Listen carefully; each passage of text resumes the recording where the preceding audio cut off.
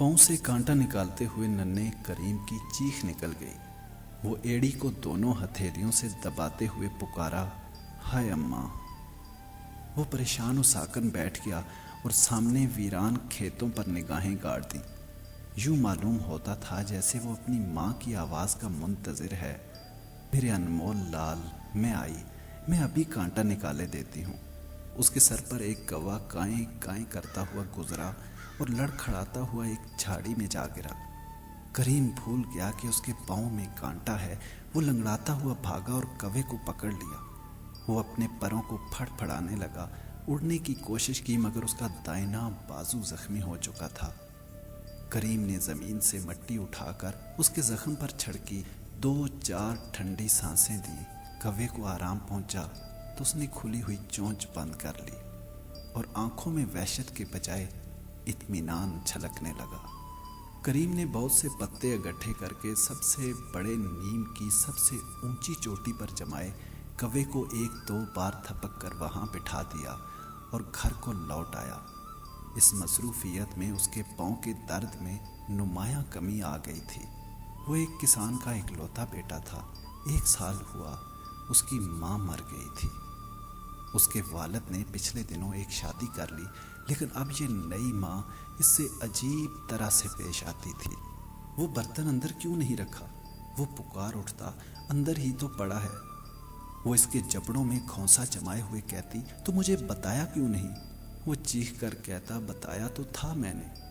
करीम ने कई बार महसूस किया कि खौंसे के जोर से उसका दिल रुक गया है, लेकिन वो कम बख्त अचानक फिर से धड़क उठता और वो सहमी हुई नज़रों से एक और खौंसा सर पर मंडराते हुए देखता।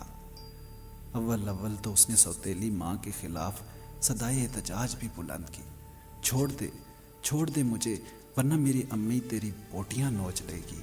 छोड़ दे मुझे, वरना मेरा अब्बा तुझे मार डालेगा। लेकिन एक दिन जब उसकी सौतेली माँ ने यह कहा, तेरी माँ को तो कब्र के सांप और बिच्छू चिमटे पड़े होंगे, वो तेरे बाप का घर तबाह करके अगले जहान में आराम से थोड़ा रहेगी, तो नन्ना करीम गुस्से से बेबस होकर उस पे झपटा, मगर धक्का खाकर ऊंधे मुंह जा गिरा। दौड़ा दौड़ा बाप के पास गया और चीखने लगा, अब्बा, खाला ने मेरे दांत तोड़ दिए। ये देखो तो मसूड़ों से खून बह रहा है। ये देखो ना, मेरी कोहनियाँ छिल गईं। वो कहती है तेरी माँ को सांप बिच्छू खा रहे हैं। वो झूठ बकती है अब्बा। मेरी माँ हर रात को आकर मेरा माथा चूमती है। तड़ाख की आवाज़ और फिर करीम का कान उसके बाप की उंगलियों में था। कान को खींचते हुए बोला, खाला के खिलाफ बक रहा है। अब तेरी माँ का राज नहीं रहा कि घर का गल्ला निकाल कर दुकानदारों के आगे जाकर डाले और गुल छड़े उड़ाए। अब इंसानों की तरह यहाँ रहना पड़ेगा। उस दिन के बाद उसने बाप के आगे कोई शिकायत न की, न अपने खाला के खौंसों का जवाब किसी धमकी से दिया। बस चुपचाप खौंसे सह लेता और अपनी टूटी फूटी चारपाई पर बाजू का तकिया बनाकर सो जाता। सुबह खौंसे सहकर बाहर जाता, मवेशी चरा कर लाता और खौंसे सहकर सो जाता। उस दिन वो एक बैल के पीछे भागा तो उसकी एड़ी में कोई बहुत लंबा कांटा चुभ गया। जख्मी कौवे को घोंसले में बिठाकर घर आया और अपनी टूटी फूटी चारपाई पर लेट गया, जो सहन के परले सिरे पर बैलों के थानों के पास दिन रात पड़ी रहती थी। चारपाई क्या थी? एक झूला था जिसमें नन्ना करीम घुटने सीने से लगाए, बाजू जिस्म से चिमटाए पड़ा रहता था। उसकी खाला चूल्हे के सामने बैठी थी और उसका बाप पास ही एक पलंग पर लेटा हुक्का पी रहा था। उसकी खाला कहने लगी, अभी तक करीम नहीं आया, जाने गांव में क्या करता रहता है। परसों की बात है, हमसाई के यहाँ गया और कहने लगा, मुझे मेरी नई माँ मारती है, रोटी नहीं देती, मैं भूखा हूँ, नंगा हूँ। अब इससे पूछो, मैंने इसे कब मारा, मैंने इसे कब खाना नहीं दिया, कब कपड़े नहीं पहनाए। इस बच्चे को समझाओ, वरना ये घर घर खाने को मांगता फिरेगा और तुम शरीकों के सामने सर ना उठा सकोगे। इस तकरीर के दौरान में करीम ने 1-2 बार आवाज़ दी, मैं आ गया हूँ अब्बा, मैं आ गया हूँ। लेकिन ना उसके बाप ने कुछ सुना, ना उसकी खाला ने। جب وہ سانسیں لینے کے لیے رکی تو کریم ان کے پاس گیا اور بولا، میں تو کب کا بیٹھا ہوں خالہ۔ اس کا باپ حکا ایک طرف کر کے اس کی طرف بڑھا، کیوں بے، تیری ماں کیا مری کہ تو ہر بندھن سے آزاد ہو گیا؟ گھر گھر میرے گلے ہو رہے ہیں۔ ایک تھپڑ کریم کے منہ پر پڑا۔ اس کی جی میں آئی کہ باپ کے اس ظلم کے خلاف احتجاج کرے۔ اس کی جی میں آئی کہ باپ کے اس ظلم کے خلاف احتجاج کرے، مگر زبان بے حس ہو کر رہ گئی۔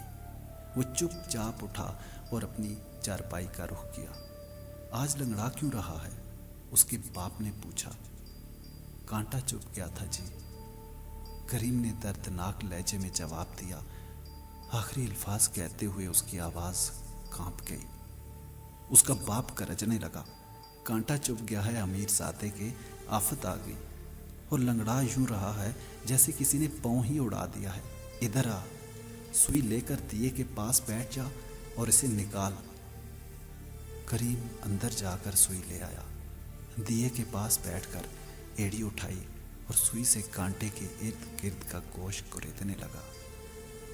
رہ رہ کر اسے اپنی ماں یاد آ رہی تھی، جو اسے اپنے ہاتھوں پر اٹھائے رکھتی تھی، جو اس کے لیے قسم قسم کی چیزیں خرید لاتی تھی، کھانے کی چیزیں، پہننے کی چیزیں، جس نے اپنی پڑوسن کو ایک دن کریم کے پاؤں سے کانٹا نکال رہی تھی کہا تھا، ارے ذرا دھیرے دھیرے سوئی پھیر، بس یہ سمجھ تو میرے کلیجے پر سوئی پھیر رہی ہے۔